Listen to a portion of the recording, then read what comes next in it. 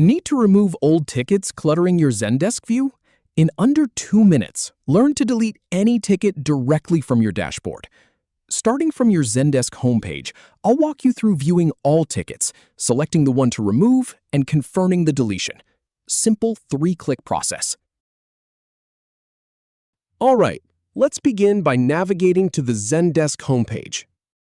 Once you're on the homepage, look at the right sidebar. You'll see your open tickets there. Now, click on that number of open tickets to open the full list of all your tickets. In the ticket list, go ahead and click the checkbox next to the ticket you want to delete. Then, with that ticket selected, click the Delete button. Finally, click Delete Ticket to complete the deletion, and you're all done. If you have any feedback or if any info is inaccurate, please leave a comment below. We'll do our best to answer or redo the video if needed. Thanks for watching.